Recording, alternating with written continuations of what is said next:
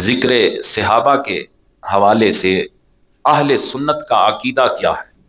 اہل سنت کے عقائد کی کتاب العقائد الماتریدیۃ فی شرح العقائد النصفیہ،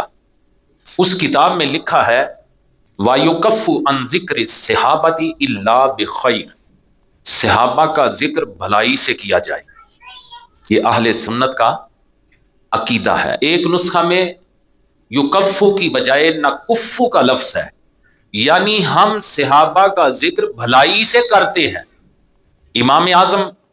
ابو حنیفہ رحمۃ اللہ تعالی علیہ الفقہ الاکبر میں آپ فرماتے ہیں وَنَتَوَلَّاهُمْ جَمْعًا وَلَا نَذْكُرُ أَحَدًا مِنْ أَصْحَابِ رَسُولِ اللَّهِ صلی اللہ علیہ وسلم إِلَّا بِخَيْرٍ، کہ ہم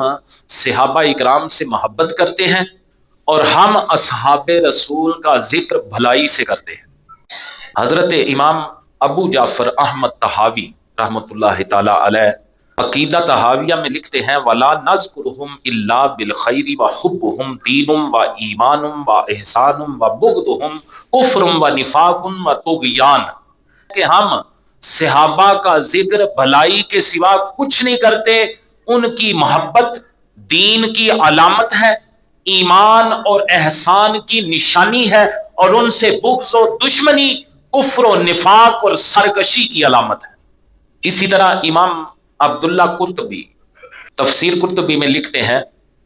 فَالصَّحَابَةُ كُلُّهُمْ عَدُولٌ أَوْلِيَاءُ اللَّهِ وَأَصْفِيَاؤُهُ وَخَيْرَتُهُ مِنْ خَلْقِهِ بَعْدَ أَنْبِيَائِهِ وَرُسُلِهِ هَذِهِ مَذْهَبُ أَهْلِ السُّنَّةِ وَالَّذِي عَلَيْهِ الْجَمَاعَةُ مِنَ الْأَئِمَّةِ هَذِهِ الْأُمَّةِ، تمام صحابہ اکرام عادل ہیں، اللہ تعالیٰ کے دوست اور اس کے برگزیدہ ہیں، اللہ تعالیٰ کے نبیوں اور رسولوں کے بعد تمام مخلوق سے افضل اور چنے ہوئے ہیں، اور یہی اہل سنت کا مذہب ہے، اور اسی طریقہ پر اس امت کے ائمہ کی جماعت ہے۔